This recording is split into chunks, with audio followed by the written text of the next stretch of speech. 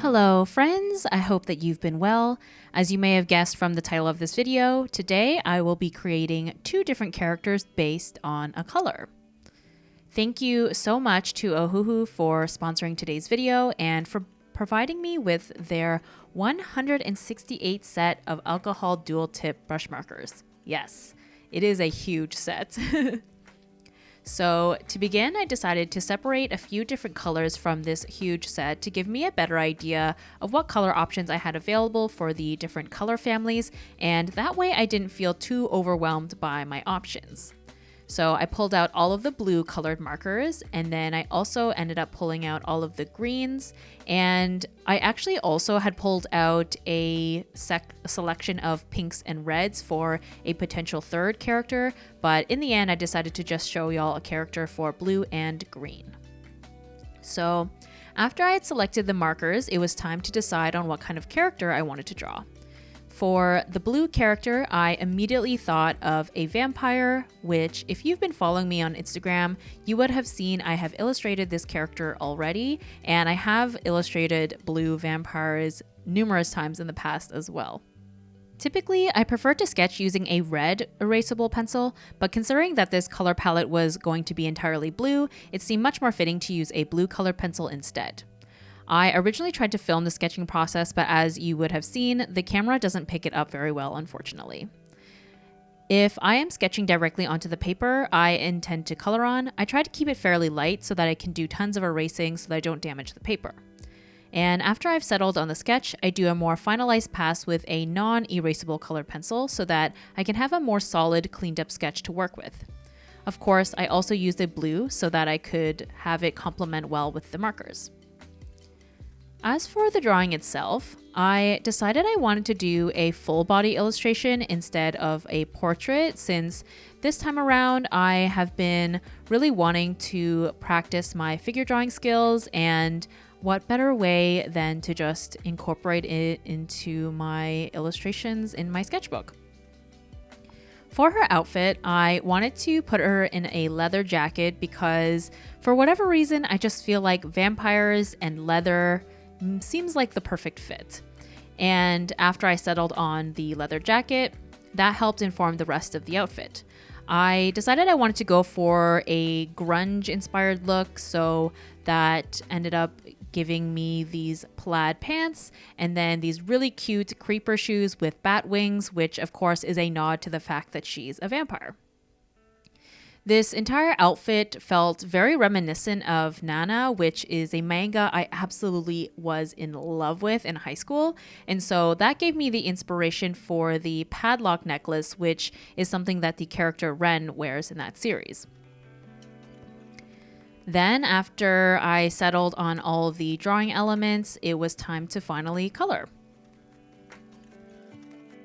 Typically, when I receive a new set of markers, or any new art supplies really, I usually like to swatch all of the colors before I begin using them.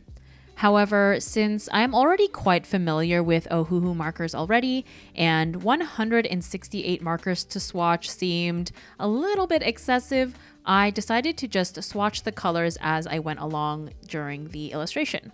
Plus, I actually quite enjoy having the little color swatches as part of the sketchbook page. It adds a little nice decorative element to it as well. What I really appreciate about these large Ohuhu marker sets is that they have a really good range of different values within one color family.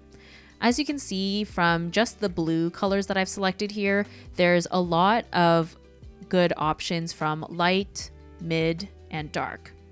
And I find that particularly using the light to mid-range values really gives you more flexibility in creating dimensions because you're able to do several layers to create shadows and patterns.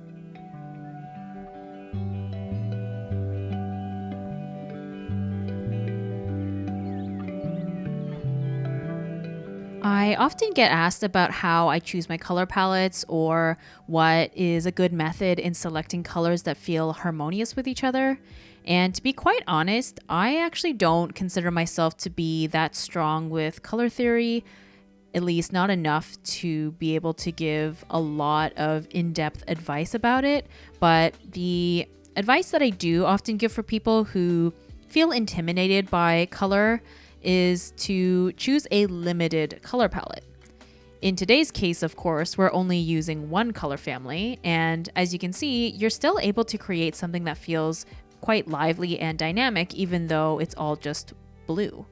The key thing here with the monochromatic color palette is using a range of different values to give separation from each element.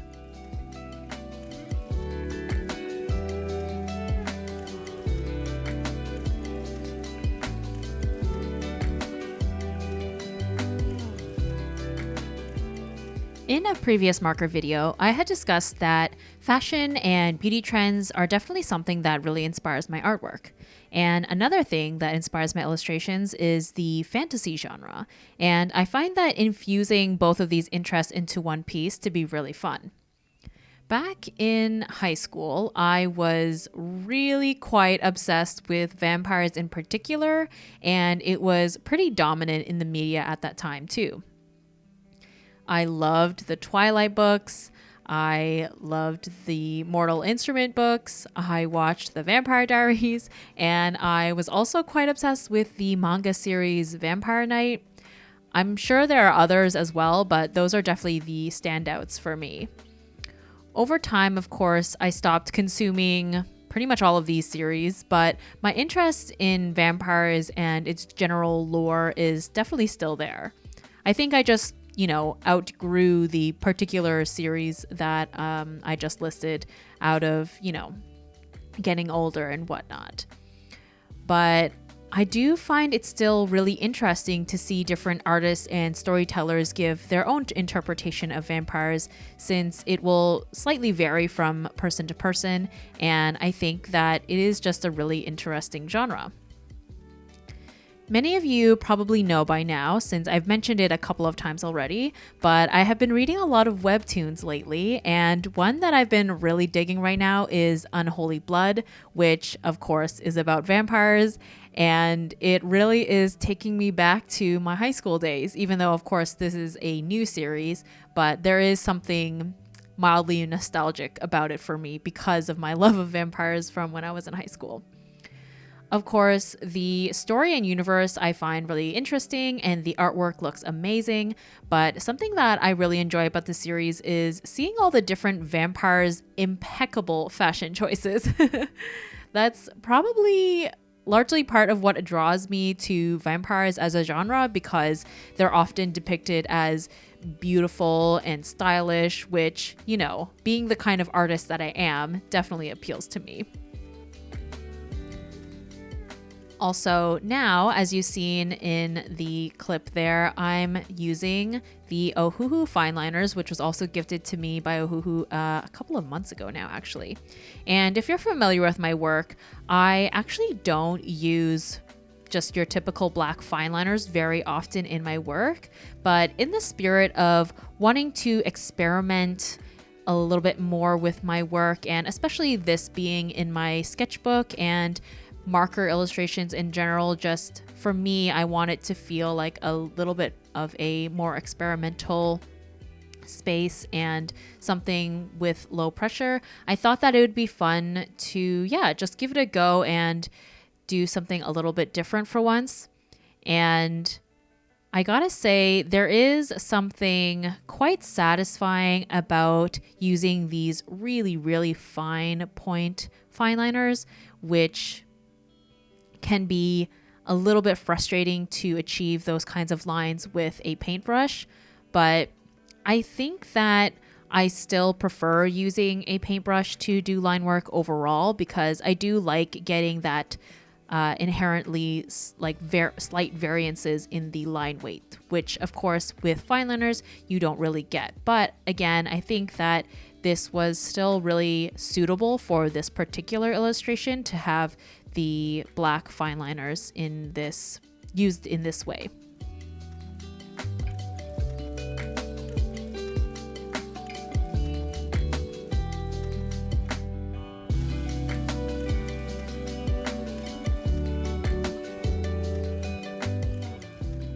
And lastly, in the spirit of experimentation, I also went into this illustration with the intention of creating a solid black background, which at first I was a little bit worried about because trying to achieve solid areas with a marker is a little bit more difficult. I think that no matter what, you're always going to see a little bit of streaks just because of having to go around all these different elements.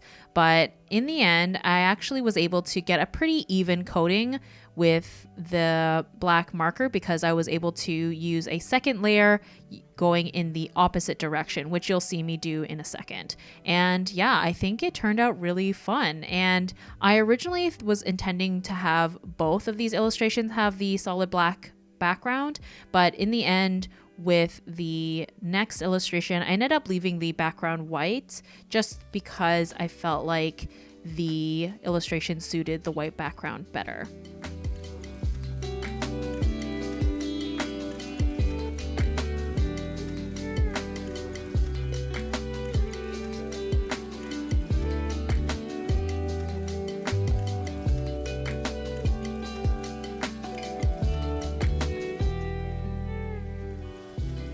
So moving on to our second character, which will be based on the color green. Having the first character be a vampire, I knew I wanted the accompanying character to be some type of mythical being / creature as well. And when I think of green, that immediately makes me think of a gorgon, which is a being with snakes for hair.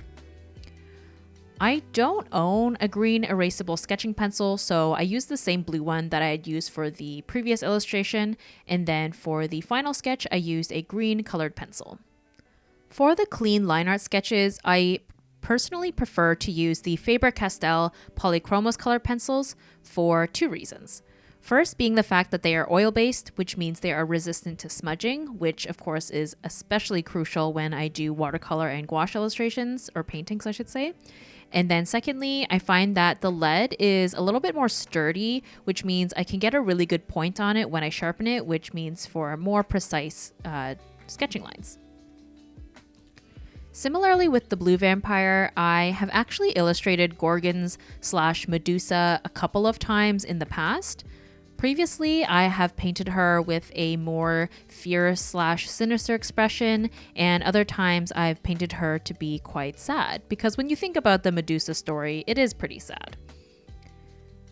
Although, that being said, gorgons are often depicted as being very ferocious and almost feral, but for this illustration, I thought that it'd be fun to depict her in a more casual manner and give her an expression that just reads as being really pouty and totally done with everyone's BS. The first few times I had drawn a gorgon, I was really intimidated to tackle all the intertwining snakes for her hair, but now that I've gotten more experience with it, this time around ended up actually being much easier to do. Who knew practice and repetition actually works?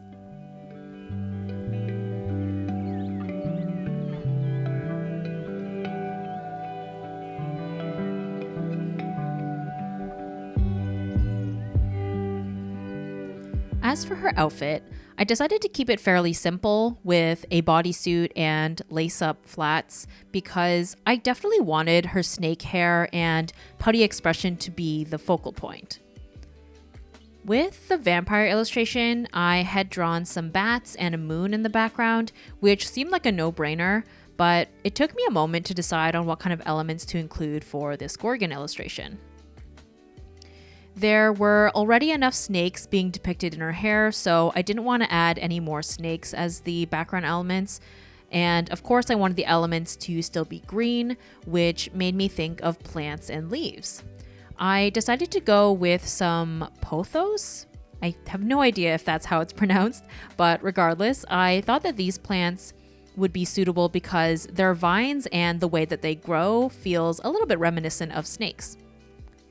I've heard that these plants are pretty low maintenance to take care of and are easy to propagate, and so I'm thinking of acquiring some myself at some point. If you've watched my first studio vlog, you might remember that I had been gifted a couple of plants from my friend for my birthday last year, and I am desperately trying to ensure that I don't let them die. Previously, I have had a really bad track record with plants, even though all of my previous plants were succulents and cactuses, which I had gotten specifically because people always say that those are the types of plants that are supposed to be easy to take care of, but I still managed to kill all of them. So yeah, fingers crossed. So far, I've been able to keep the other 2 plants alive that was gifted to me. And so because of that, I'm feeling a little bit more confident in acquiring more plants, but obviously with the mindset that I hang on to or keep in mind that I should go for plants that specifically are supposed to be easy to maintain.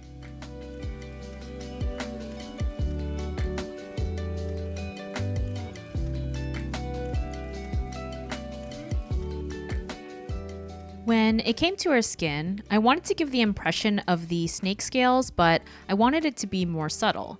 So to do that, I used a speckling pattern on certain areas, such as around her eyes, cheeks, and hairline, and then her knees and her knuckles. That way, it didn't get too busy, but still gave the snake scale effect. Definitely one of those less is more instances. I also used that same approach with the snakes as well, and I only gave the pattern to the snakes that were more visible or closer to the viewer so that the other ones would kind of recede back to give more depth. Green is actually a color I don't typically gravitate towards in both my artwork and just in general in my everyday life. So this exercise ended up being a really nice excuse to use all the greens, and I gotta say, I really quite enjoyed working on this.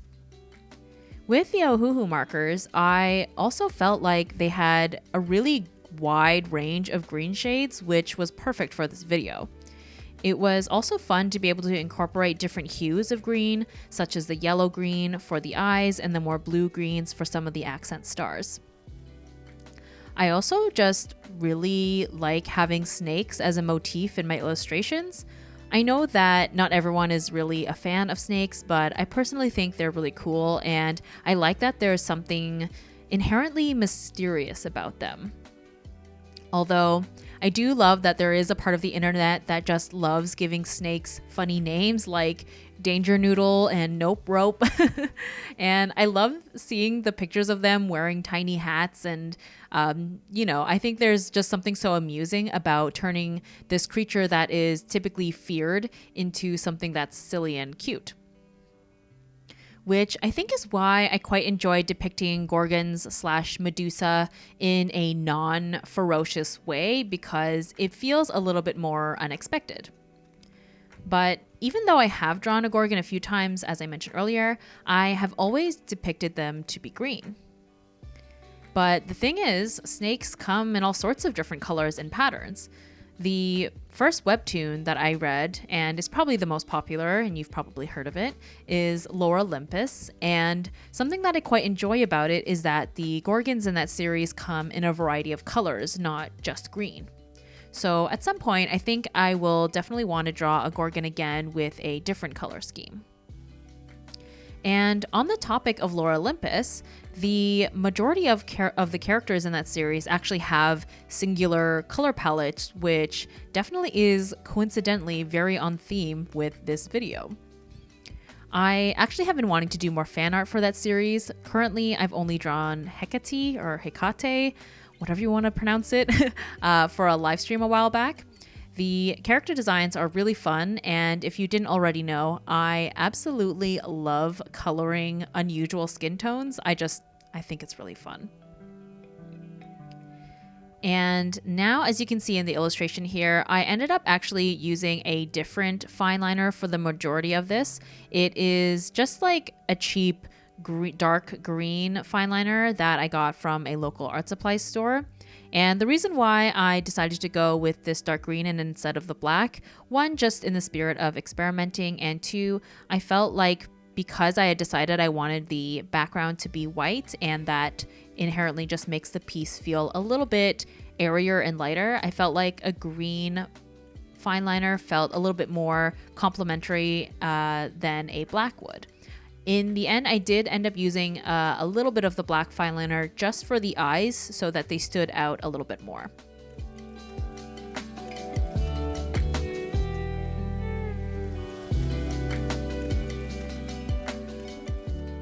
And that pretty much brings us to the end of today's video. I hope that you had fun seeing and hearing my thoughts on creating these fun mythical creature gals. And I'm really happy with how the gorgon turned out. I'm not quite as pleased with the vampire, unfortunately, but as it goes, it's supposed to be just fun, casual hangout in my sketchbook. So I'm trying not to get too hung up on them being perfect. But in any case, I hope that you all have an amazing day or evening wherever you're at. And let me know in the comments what your favorite mythical being is.